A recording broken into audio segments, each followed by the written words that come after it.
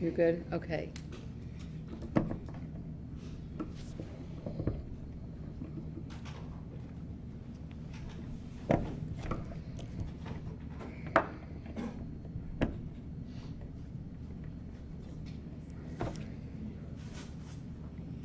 Does anybody need a sound check? Testing, 1, 2, 3, 4. Testing, 1, 2, 3, 4. What did you have for breakfast? Nothing.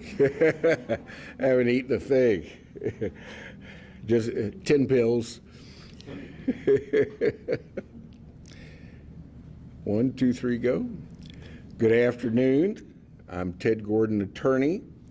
I am honored today to represent Ms. Bledsaw, and I have one other name that I'm missing, which is Ms. Bell. I apologize for that. I didn't have it in front of me. Would you like to have them come in? And sure, come on by. They're the featured individuals. First of all, I'd like to thank everybody for the well wishes while I was ill. The only reason I am here today is because of two excellent cardiologists that saved my life, Dr. Lacondro and Dr. Fuchs, and Dr. Schisler, who saved my kidneys.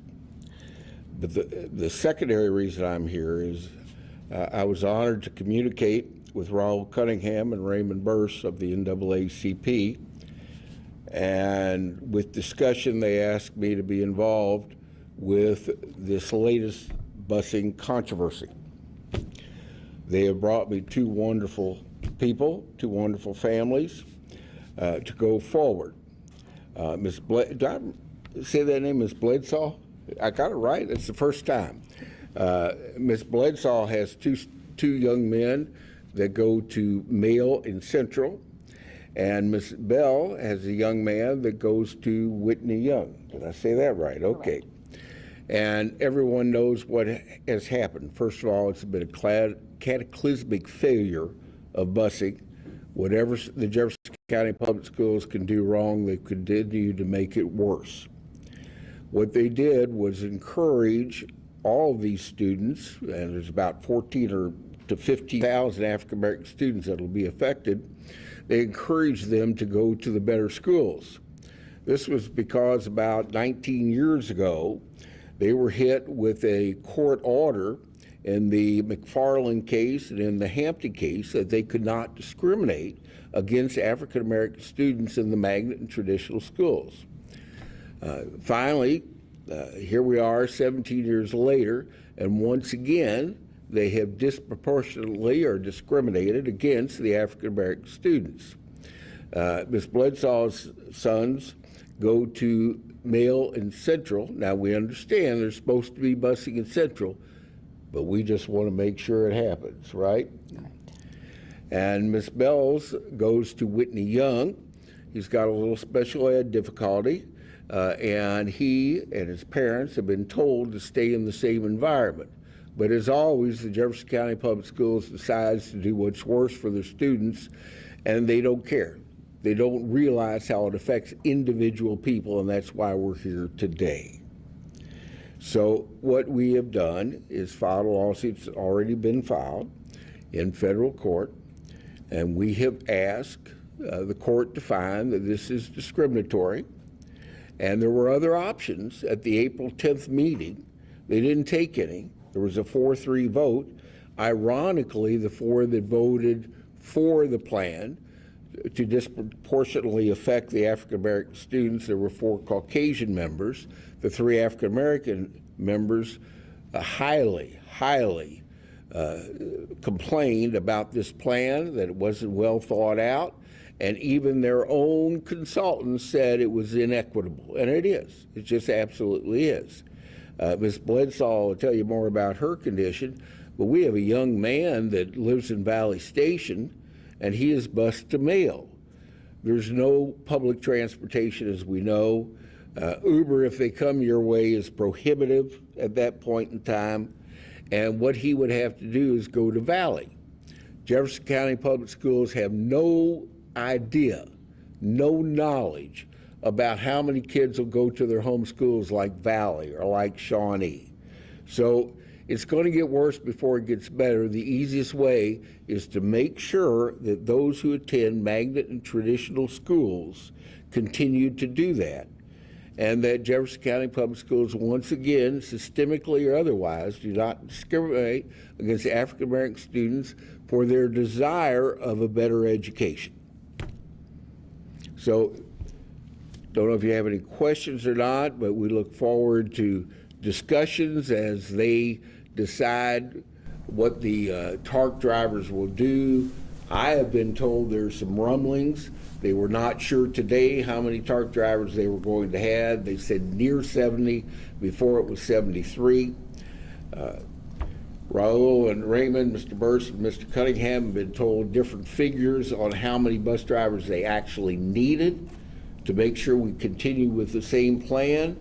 So we don't know. It's in a state of flux. The entire area, the entire populations of schools, how many buses, they just don't know. But the last thing we do know is they're not going to continue to discriminate against African American students for their desire that they've been promised by Jefferson County Public Schools for a better education.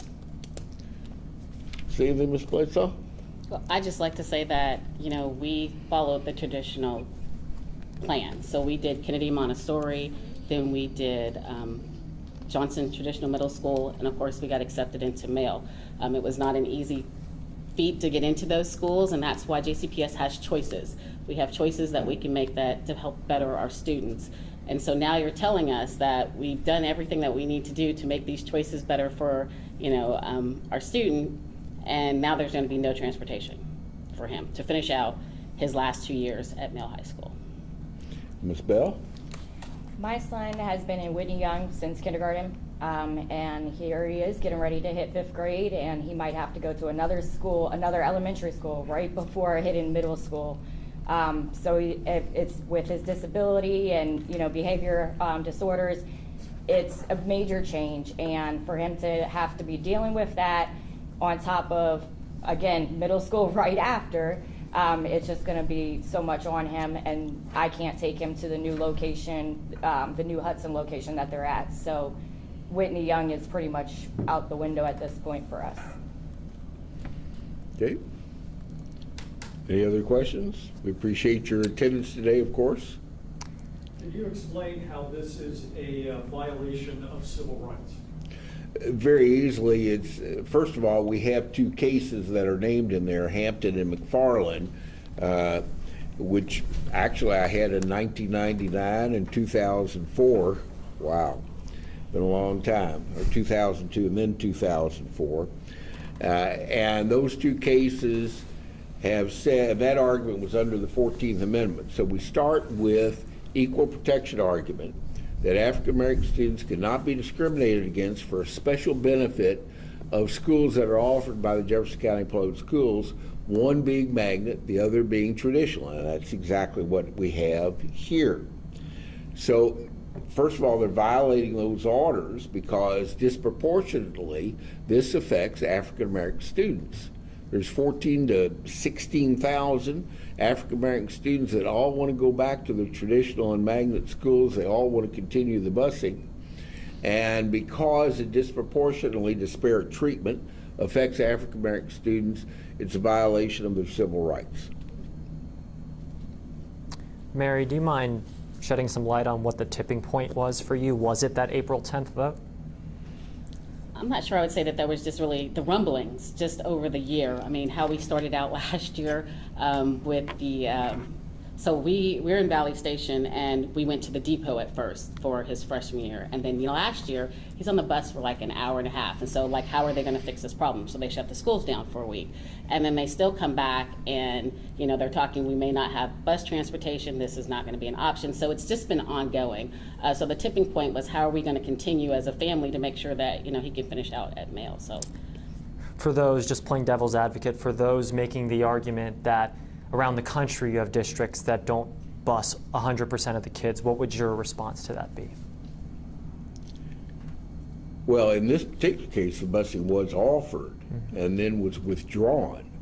So I remember one of the board members at the meeting said, "Is this a bait and switch?" And that's pretty well what happened, how these parents are affected, is they said, oh, here, come on to this better school, but now we're going to take it away.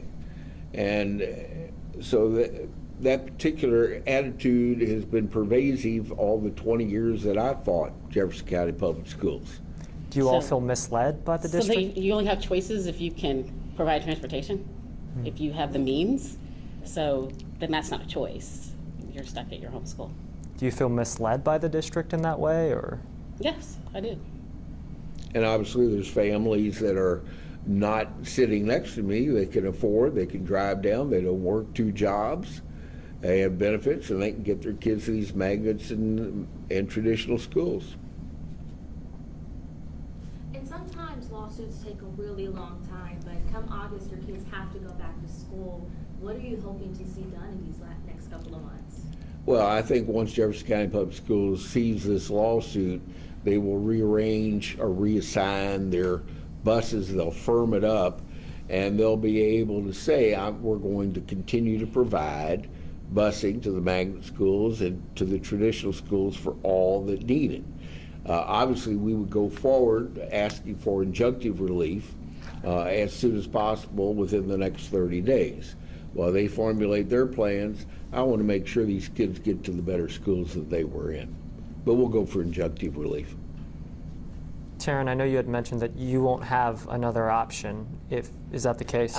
It would be King Elementary that my son would be going to, which is a regular educational school. Whitney Young offered emotional classes that they were doing. It was they call it Global Warming or Global Warm, and it was part of their curriculum. They also had the IB program and French immersion. So for him to go to basic learning and have a speech delay, French was what he was picking up on and able to speak, fluent with. Now he's not going to be able to do that until high school time. And Mary, will your oldest not be able to attend Male without this transportation? I mean, there's no other option? I won't say that, but it's his junior But year. it's a strain. It's extreme strain. Yes, an extreme strain. Could you elaborate on that, just the strain that it's putting on your family, and specifically, what sort of hardship will this impose upon you? I'd like to hear from both of you. I mean, I would probably would have to ask for a change in my work schedule to be able to get him to school. It's a 7:30 start time. So, I have to be at work at 7:30 in the morning, so I would have to ask for a later start time. But unfortunately, asking for a later start time is also going to, with football practices and after-school activities, which JCPS has not provided buses for those for a very long time, is going to be an additional strain with him either waiting at the school or trying to get other parents, with carpooling, and it's going to be a huge strain on us. For me, financially, it will be a huge strain because right now my husband is disabled and then I'm the only one who can work. But if I have to take my son on TARC or anywhere to get him to school, and then I have a kindergartner who has to get put into King because she can't get into Young because they're not doing kindergarten admission. So I'm going to be on TARC or public transportation all day. So it's going to really put a financial strain on me. Teddy, you've made a career of, essentially standing up and speaking up for those who you feel like his voices were ignored or not responded to correctly. I mean, can you just speak to why you felt the sense to come back and represent these women today? Answer, yes. I mean, it was additional discrimination. I had the honor to fight discrimination by the Jefferson County Public Schools all the way up to the Supreme Court of the United States. I'm really not supposed to be here right now. I'm really not supposed to be back in the practice law, and this is it. This is like the last hurrah. I just couldn't let this go, and the gentleman that encouraged me to go forward and take the case, that's why I'm here. If not, I'd still be on my couch or near the pool, where I'm supposed to be. Did you not feel there was somebody else that you could forward the case to take up the mantle for you? Or did you just want to get in one more time? There hasn't been. I'm waiting for that person to come knock at the door or call me and say, I want to protect the kids of Jefferson County. How do I do it? Because I still get constant phone calls. and I've referred them out to other people. I have not seen a lawsuit against Jefferson County Public Schools since I retired. So I hope there is some young attorney out there that'll come contact me and say, I want to be part of this case. There's a gentleman that works with the NAACP, a young man. I'm hoping he'll come aboard on this case and enter an appearance, and we'll have a progeny that can go forward. When did you retire? July 4th, 2022 officially.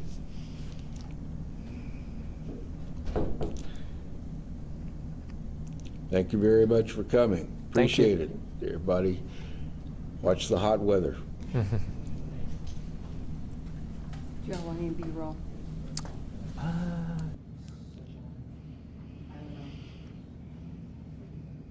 Is everybody okay? Do you need B-roll?